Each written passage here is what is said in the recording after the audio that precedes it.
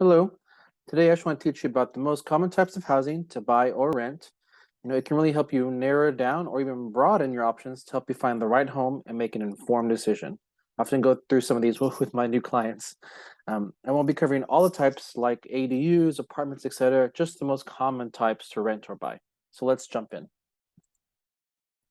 First is obviously a house. Most of us know what that is. So that's a single family structure where you own the land underneath it and any improvements attached to it, but not necessarily the mineral rights or the air rights. You got to pay extra for that. And not every, yeah. And it can be part of a homeowners association or HOA that regulates, manages, and maintains the community life and common areas. Can be multi-level or multi-story, all different types of styles and designs. So all these options are from the Austin area. So this is an example of a house, single story, right? A little bit older style. You have this looks like a multi-level, so more contemporary, recently built. And then you also have like this, where it has also contemporary, but it has a detached garage, so it's in the back. And so you have separate access for that. So these are all different types of houses. Most people just automatically think of this, right? You also have condos, condominium. This is where you own a unit among a group of units and a percentage of the remaining real property. That percentage is like 0.79% or 1.03%, something like that. But you own the real property, the land, and we have an interest, in the land and common areas and amenities. So owners belong to a homeowners association as well that charges dues, and those can range anywhere, from like $50 a month or to $300 a month or 175 a quarter, quarterly or monthly, so or it could be annual. And that's to help keep up the property. The property management, sometimes there's managers managing the whole property, and maintenance staff, and maintenance of the common areas, the pool, the gym, the dog park, things like that. And the owners must follow the bylaws of the association. And there can also be some detached condos.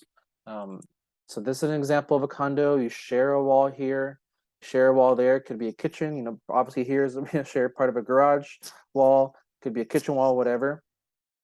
Can't really see the back here, but there could be some backyard. You have things like this, like the Independent downtown, right? It's right now it's the tallest building, but there's the 6X Guadalupe, and I forget what they named that one. That'll be 66 stories, and that'll be taller than the Independent. But these are all condos, so you own, wall to wall, floor to ceiling. You're responsible for everything in it, and you share in common. You own in common the rest of the building with the other owners. So the roof needs to be repaired. Again, the lobby needs some remodeling, or paying for that front desk worker, things like that. You share that. But that's a condo. This is another condo. Looks like kind of like an apartment. And then you have condos like this that are detached condos. It looks like a house. The front is xeriscape, but the back should have looks like you have a backyard. I can't really see it here, but this is a detached condo. Looks like a house, and you would never even know it until you looked at the paperwork. So sometimes are really kind of eye-opening for my clients, and they realize, oh, I never really thought of a condo, but yeah, that could work, because they just think of these other ones, that are kind of more multi-unit, your group of units, but there's some like this, and those can be definitely good options for homeowners.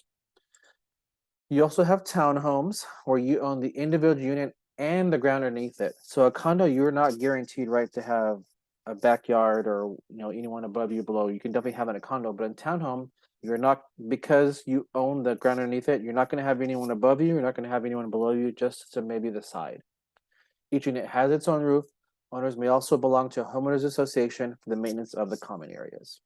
So this is a townhome in Austin, front yard, backyard, no one above you. If you're in the middle, you obviously have one person on each side, but you could be to where you're at the end and you don't have anyone there. This is a townhome, so it looks like just two connected here. So they share a garage wall. And then these are also townhomes. We don't really have this style in Austin area. Actually, I've never seen it in Austin, but I know this is more common in the Midwest and up north, East Coast. So townhomes can also be good options because, again, you're guaranteed that roof and the land underneath it. So, and then you have, let's see, duplexes. So this is two dwelling units constructed as a single building They share one common wall and have separate entrances. There may be 1 or 2 stories. I don't think I've ever seen a 3-story, but there could be. And the buyer or owner can live in one unit and rent out the other side. So this is an example of a 2-story duplex. This is another example. So here's a door, and then here's the other door, I believe. Then you have the garage, 2 mailboxes, A and B. And then this is a big popular style in Austin that I see a lot. So here's, probably unit side A and, unit B, and share a big driveway. And this is a bit more contemporary styled duplex as well. 2 driveway. This has 2 separate driveways and carports. You also have, if you're renting, you're probably not really going to buy this unless you're an investor, but this is a triplex or a quadruplex. Forgot to write that there. So it's the same as the above, but with 3 or 4 dwelling units respectively, and you would own the whole structure or rent, 1 unit if you're renting, right? These can also be good options. So use 3 mailboxes here. You'll have 3 doors. That's a triplex. This is a triplex, very obvious. 1, 2, 3. Another triplex, 2-story. And you also have a quadruplex, really looks like an apartment, but it's just 4 units in that structure rather than like sometimes a big apartment where you'll have, 10 or 15 in the whole. If it's a garden style, 12. This is just 4, so that's nice. That's another. Oh, then you have timeshares. This is where you have. This isn't as common, but I included it. You have part ownership of a property coupled with the right to its exclusive use for a specified number of days per year. It's also known as an interval ownership.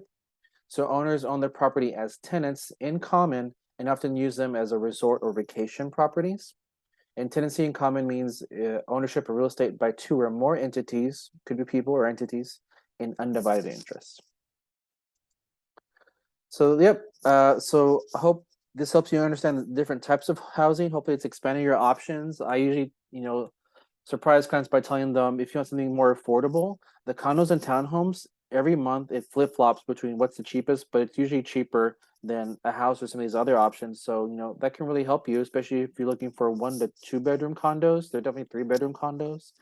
But if you're looking anywhere from a 1 to 3 bedroom condos, those tend to be cheaper and, can expand that pool of options for you. So if you have any questions, feel free to reach out or leave a comment. And thanks for watching.